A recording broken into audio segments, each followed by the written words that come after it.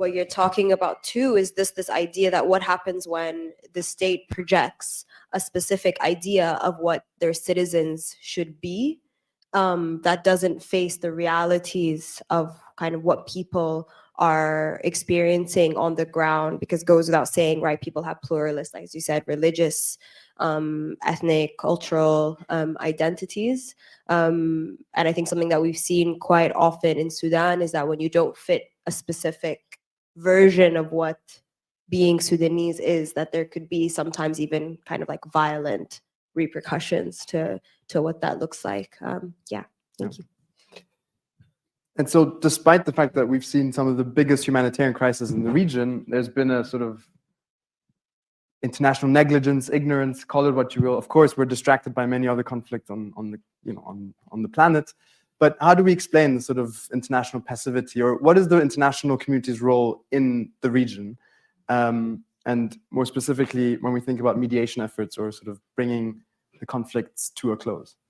Well, I think it's really interesting to be asked to comment on that after what we just heard, because when you see a contested space where you try to have a state structure, and especially it's been struggling for a long time, but as Aida very nicely put it here, that is projected onto a group of people who don't necessarily identify in the same way with that idea. It's very hard to come in from the outside and figure out, what are you supposed to do here? How are you supposed to come into that? Because remember, the international community at the end of the day is really not an independent entity, and it's not a global police force. It is there, the United Nations, for example, is the club of the nations, even though it doesn't always seem like that, but actually it is. And you can only be there and operate at the invitation of somebody, at the invitation of whoever is the representation of the state at that time. Now, in our keynote this morning, we heard that in many cases after independence, the colonizing people departing had left behind nations but not states, or states but not nations, depending almost on where you are. And that difference is also very important because it goes back into this history. The other important point we just heard is that if you pull the plug on 30 years of very strong single party, centralized state, military type rule, when you pull that plug, what have you got left? Not a lot. It's really difficult. Even your everyday administration, your everyday things are hard. So if you are coming in as an outsider, whether that's on a bilateral, country to country level, or as an international organization, which might be the UN or something, or it might be even an international NGO, you have to really understand what you're going into. And I think many times the mistrust that arises and the ineffectiveness comes out of a mismatch of those things.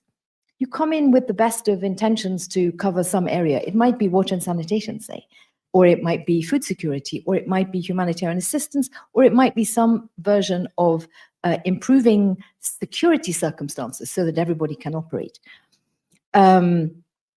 And that's what you know when you come in to do that. What you don't always know is the circumstances, the actual circumstances on the ground. And that is actually where you need to take your first moment to understand that, because otherwise you can make very, very big mistakes. You can get to the point where you are actually changing a balance of power on the ground and doing more harm than good without even realizing it. And I just want to touch on the word mediation, because it's often said, why can we not come and mediate?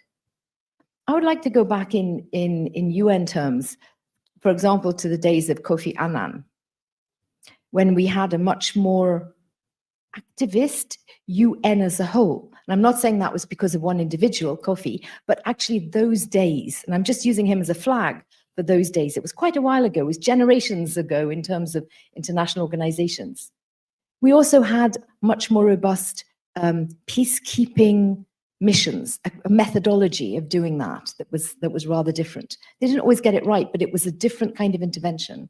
Now, our international institutions are actually quite weak in terms of making decisions about how they could intervene, even if they were asked to. And mediation if it's international mediation or it's by, for example, one of the elder politicians of Africa, we've heard also today, you can only do that with the consent of the parties. And you can only mediate with a view to getting somewhere. Otherwise, you're just going around in circles and you can, again, make it worse. So that thing about mediating, where you have to really have the confidence that you can make a difference to help those parties, but you also have to have the humility to understand it's not your decision to make, it's their decision. That's a really, really hard thing. So this is why I think, and I think particularly in the Horn, where you see this conglomeration of different histories, different challenges, civil wars, inter-country wars, you know, it's very, very difficult to intervene effectively in those circumstances. At the very minimum, you can come with the humanitarian and try to hope that saving lives doesn't at the same time trigger yet more problems, which is a terrible thing to say. But you know, this is what happens when people divert or use it as a political point. So it's really hard to design those interventions, is what I'm saying. Even when you want to do it, it's very hard. But that doesn't mean to say we shouldn't be doing it, but we have to do it together. Let me stop there. Thank you. Indeed, and we've seen a lot of politicization of humanitarian aid in the region, both in Sudan and Ethiopia, absolutely. Speaking of the actors that would ask for mediation, in most of these cases, we're talking about a highly militarized space, right? And we're talking about military actors, you know. Mostly, these are non-civilians that are currently leading the conflict in Sudan. So tell us a bit more about sort of the role of the armed forces in the moment and the military, Dr. Ahmed. Yes, sorry. Or in relation to that, the plurality of actors, right? Yes. We're not just talking about heads of states here fighting each other. We're talking about paramilitary groups. We're talking about militaries. We're talking about, you know, a set of armed actors that are usually outside of the scope of what international actors can see and understand. Thank you. Traditionally, Sudanese praise their armed forces before the RSF, you know, is as a protector of the country's borders. We may have to clarify for those what the Yes. RSF is. RSF are a force created by al-Bashir and handed to Hemeti, who is heading it. But the recruitment was, if you remember, from the Janjaweed. Janjaweed are fighters who terrorized Darfurian on behalf of al-Bashir. And now they are fighting al-Bashir forces through Hemeti. So there is a reversal of role. But in Darfur, I mean, I don't know many people, Darfur became part of Sudan in 1918 when the British decided to incorporate it into Sudan, because Darfur is akin to Central Africa. You know, Chad, Cameroon, their languages, their tradition, their culture. But when they were incorporated by the British, unfortunately, people, Sudanese, blame the British government or the British and Egyptians. They never integrated the Darfurian into the system. They all incorporated them, but they never created bridges between, for example, South Sudanese, Darfurian, the Nuba Mountain people, or Northern Sudan. So there was a lack of that kind of relationship between them. So they went through their way, and Darfur always, I remember in the 60s, there was only one minister from Darfur and two from South Sudan. I mean, it's extraordinary. Why? Because the Northern Arabs, what they call the Nile Valley Arabs, dominated the political structure. And that is really the crux. There is no equality between all different sections of the Sudan to give them proper representation into the ministerial structure, let alone into number of MPs. And I think the discontent festered, and hence Darfur. I have seen a document by Darfurian people, nationalists, who was asking the United Nations to come and occupy Darfur and prepare it for a referendum to see whether they want to be within the Sudan. This has happened after South Sudan became independent. So South Sudan set an example to the rest of the people. And now, for example, Nuba Mountain people, they are asking for the same thing, as well as Darfurian. If you allow me, there were two important leaders in Darfur before the army took over, Abdul Wahid al-Noor and Ibrahim Jibril. They were in exile during Sarkozy's term in Paris. So Abdul Wahid al-Noor rang me up. He said, we want to come to Oxford and talk about Darfur. If the British government want to participate, by all means, and if Sudan government want to participate, all the better. We could thrash out the problem of Darfur and stop this killing by the Janjaweed. So I welcome that, but I said, let me just consult the Foreign Office, because you need visas. You are all right, but you need visa. You're not French citizen. So I rang up the Foreign Office contact and I put this proposal. I said, not only I see them in, but I'll see them out back to Paris. He said, give us 2 days to think about it. That's Darfurian. 2 days came, and what the Foreign Office reply was, those two gentlemen will find it very difficult to get visa to come to England. They put their foot into it. And therefore, of course, they have some interest in this. So I said, why? This is an opportunity to solve the problem, not only to the Darfurian, but to Sudan and to the wider community. Now, look at it. Darfur is involved in all sorts of international community, many mediation of Darfur, IGAD, African Union, Arab League, all of them, it just failed. And I think I will talk about that later, why these mediation efforts have failed to achieve any positive results. Thank you. Just a reminder to please put your questions through the QR code, and I'll get to those at the end. Which reminds me, could you also take a picture of the QR code for me so I can see the questions? Obviously, we've seen a massive humanitarian catastrophe, both in Ethiopia and in Sudan, and that has caused all sorts of, has reproduced all sorts of scenarios, largely related to famine and drought. And I wanted to ask Ida a bit about the sort of question of refugees, IDPs, the humanitarian catastrophe more broadly. And we'll link that then to Janet and talking a bit more about drought and famine.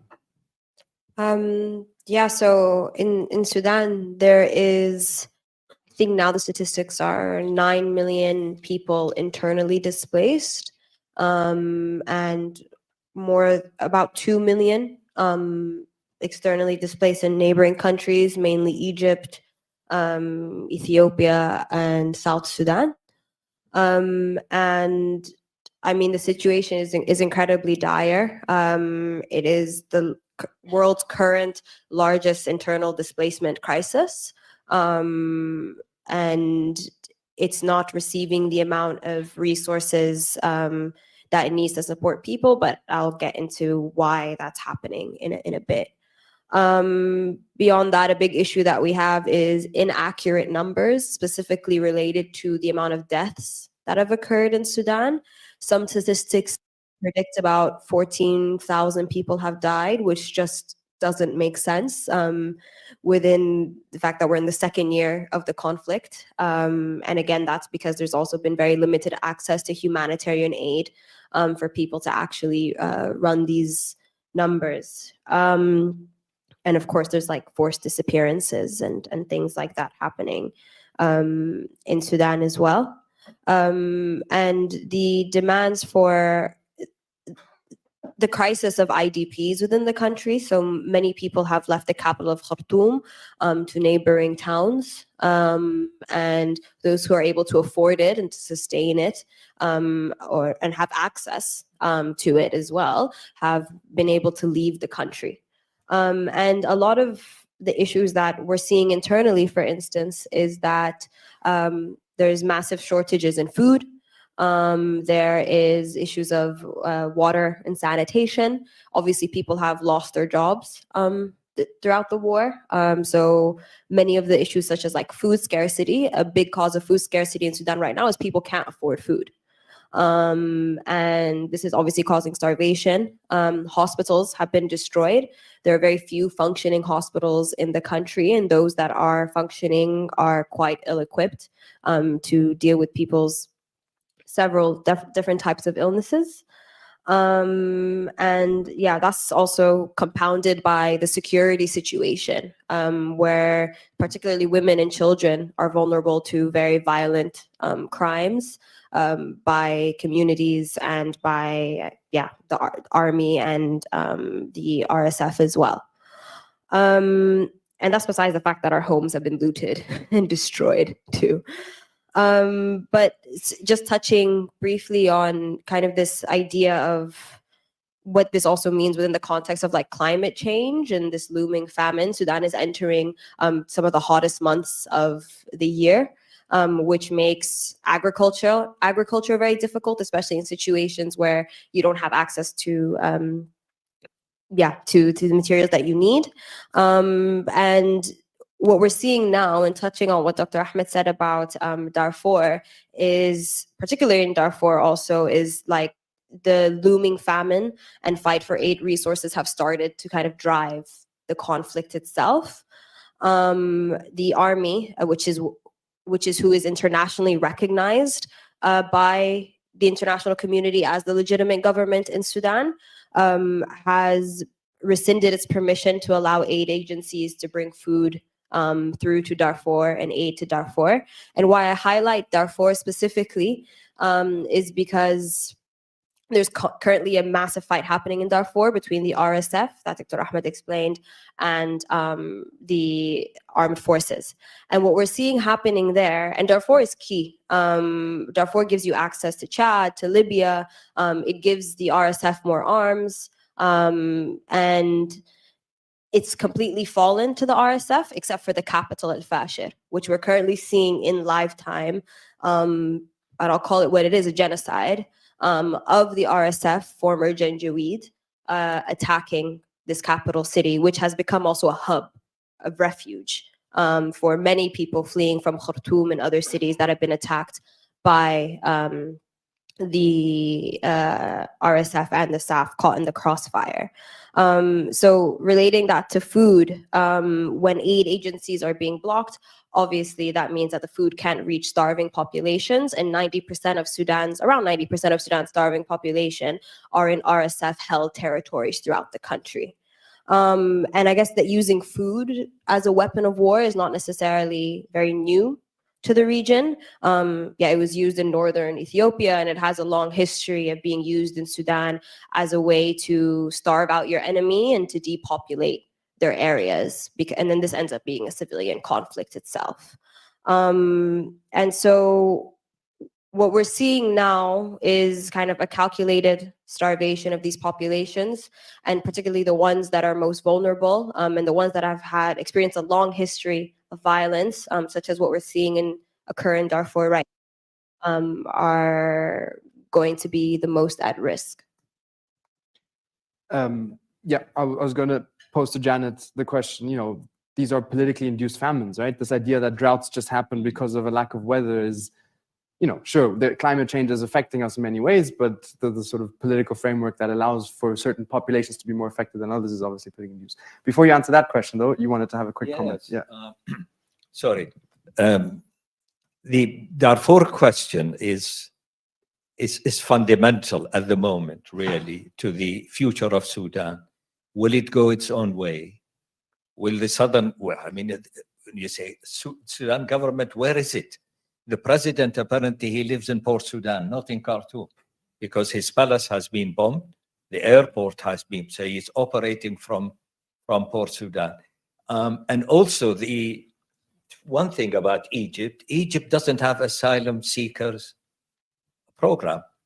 So the poor Sudanese, nearly 2 million, they have to depend on their relatives who are working outside in the Gulf to feed them, because the Egyptian government has said, we'll give you refuge, but we can't give you any services. You have to pay for them.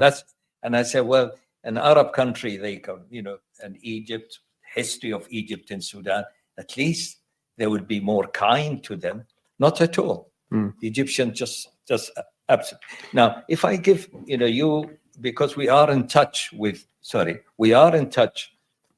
people in Sudan here and things. I just give you two examples what happened, the savagery of those Darfurian who been attacking the civilian.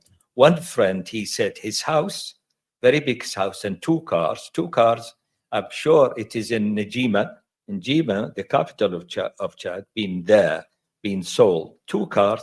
He said, even they have taken their doors and windows from my house and taken to the Darfur.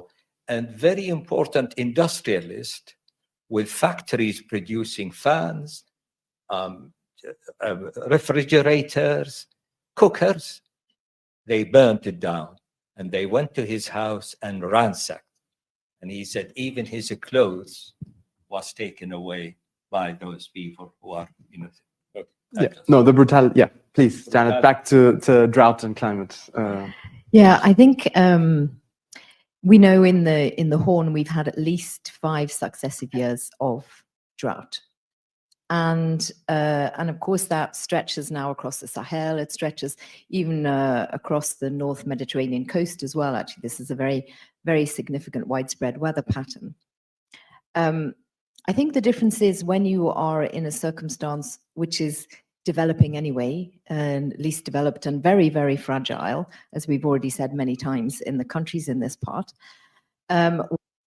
is not really reaching down into those grassroots levels, and where the safety net, insofar as it exists at all, is very, very weak. There's no resilience.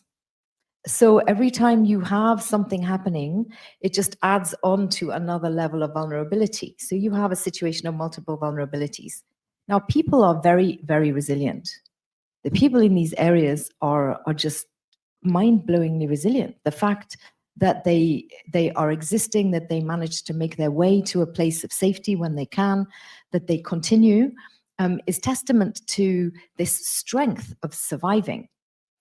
At the same time, that's all they can do. These were not people who were economically incompetent or didn't have good livelihoods where they came from. The circumstances drove them somewhere else.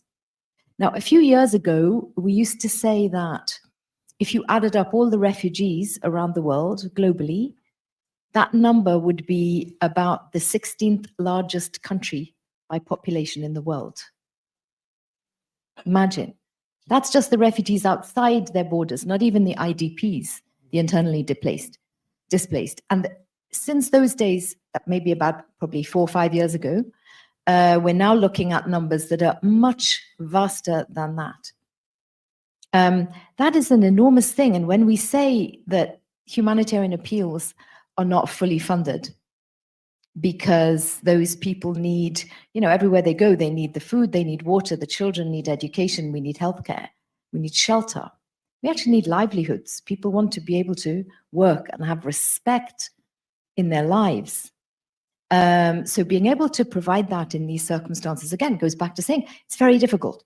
Now, what also happens is when those populations move away from the areas where traditionally they have lived and had their livelihoods, they have farmed, they have had factories, they have had livestock, the famine drives them away. The drought drives them away, but that also means nobody's anymore taking care of the land. Where there was irrigation, that's finished because there's no longer anybody looking after it year on year. Desertification is a massive problem that follows on the back of drought. When you've cut down all the trees, or they became destroyed through conflict, or the infrastructure was destroyed through conflict, what comes back? The desert, usually at this point with this kind of repeated drought. So you get, again, in terms of the environment and nature that people live in and work in, you get multiple yet more vulnerabilities. Even if you reach a peace in those areas, who wants to go back to that devastated farmland? How do you recover that? So you can see that there's this idea of having hope that you might reach a political solution in these extended, repeated crises can very soon turn into a real despair. And that is what drives the movement of peoples. The people who decide they're going to risk crossing the Mediterranean, or who go the other way across into the Gulf areas, wherever they can flee to. It's because they've been pushed to that in the end, not because there is some desire to say, I don't just want to stay in my own country, I want to go somewhere else instead. No, it's because it's desperation. And at the end of the day, these repeated cycles of climate creating a factor of conflict, but conflict also feeding back into those factors is really, really difficult. If you take, we mentioned Chad just before. Is anybody here from Chad by any strange chance or have a connection? Lake Chad and those 4 countries around Lake Chad almost doesn't exist anymore. So all of the livelihoods, all of the water, all of the systems that came from that have gone. There's nothing to sustain life. So these things are really, really important. And when we talk about changes in climate and seasons, too often, especially in this country and other countries where you have different levels of resilience, you can talk about it glibly and you think it's just something we can campaign about or whatever. But when you face the reality of that on the ground, the devastation of significant, deeply rooted changes that have been brought about by these climatic shifts, you understand how hard it is to rebuild anything from there. And it's not that I want to be really, really sort of depressing or depressed about that, but we need to understand those things in order to be able to factor them in to solutions, because people do want to go back to their homelands. They do want to go back where they came from. They do want to raise their families there. They do want to rebuild. It's really, really hard. Yeah. Hadley, so we've talked about Sudan, Ethiopia, climate, so the interlinked nature of these crises. How do you see the sort of broader interregional tensions, thinking of other countries, but also between these countries? I think the internal crisis is also reflected in shapes, regional relations and regional cooperation for peace and security, governance and economic integration. Usually what happens is if a government is unable to have some kind of electoral, popular, or some kind of procedural legitimacy from its population, it tries to get it elsewhere. And in the case of the Horn, what happens is the countries of the Horn have been trying to get that from when you don't have internal legitimacy, you look for external legitimacy, and that external legitimacy mostly came from support, military support, and financial support, economic packages, mostly from the Gulf, which is, that's one thing that we've been missing in a way in this conversation, because unlike Southern Africa, for example, or Central Africa, the geopolitical location of the Horn of Africa is very complex. So the rise of, the middle powers, the, heightened great power rivalry and regional competition has significantly created a very, it's created a very complex geopolitical battlefield. So the intervention from countries from the Middle East, from the Gulf, has exacerbated problems within countries, and it also created competition, and it has created competition and conflict among countries. And this conflict also created an opportunity for countries to intervene. As we, for example, witnessed in the case of Ethiopia, even in Sudan. There's a clear evidence of the involvement of other parties, other countries in the conflict of these countries, and this lack of legitimacy, unfortunately, is undermining the capacity and autonomy of the states. Their capacity is undermined, but the autonomy is undermined, because that is resulting in the creation of armed movements, social and protest movements that are undermining, local governments and their capability to provide basic services from the grassroots level, and from the externally as well. they are losing their policy autonomy when it comes to important security and political decision making. And the involvement of countries like, Gulf countries here under middle powers has also undermined the possible role of intergovernmental organizations like the IGAD and the AU in resolving conflict in the Horn of Africa, because of this massive presence of the Gulf actors. The IGAD and the African Union are sidelined on major conflict situations in the continent. It exacerbated proxy wars and a